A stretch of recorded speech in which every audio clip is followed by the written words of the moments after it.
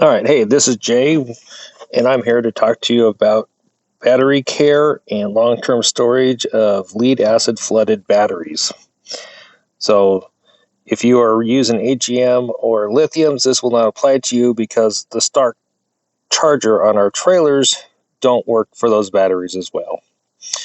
So, as you can see, I've got two batteries here. They are 6 volts, run in series, which you take a negative to a positive, which doubles your voltage to 12 volts, but keeps the amp hours the same. So that's 210 amp hours. So if you run 12 volt batteries, like two group 24s or 227 group batteries, you would run those in parallel. So positive to positive and negative to negative.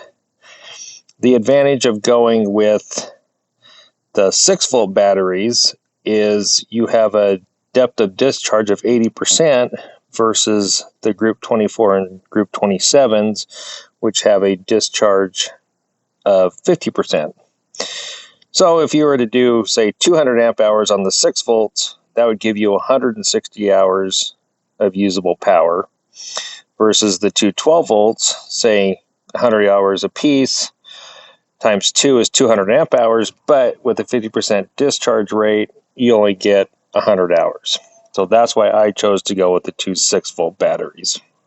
These batteries have been off the charger since January 1st. It is now March 4th.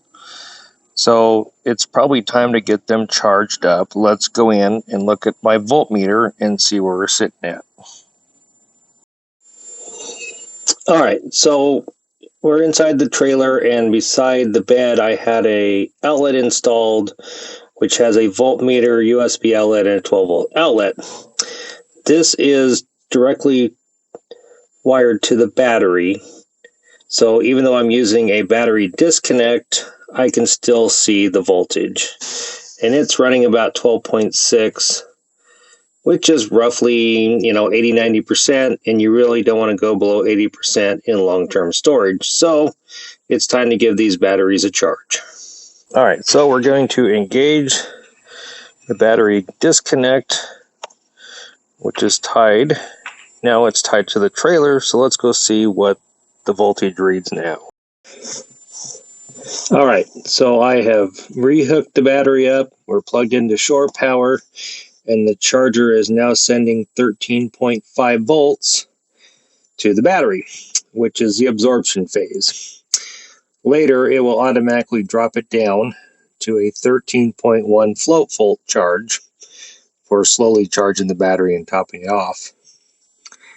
There is a 14.4 volt charge where if your battery is extremely low, it will kick that in up to 4 hours. However, you will not read that on a voltmeter due to the voltage draw. So we will let this charge, and we'll see you in a week. All right, so it's been a week, and the charger has kicked down to a float charge of 13.1 volts. So now we're going to go out and add some distilled water to make sure the batteries are topped off and ready to go. All right, so now we're going to add some distilled water. We're going to pull that off and make sure you only use distilled water. Using tap water or mineral water will shorten the life of your batteries. So you just put that in, push that down, and you're good to go. Now, if you're doing a 12 volt battery, you will just simply have 6 cells in one battery instead of the 3 cells that I have.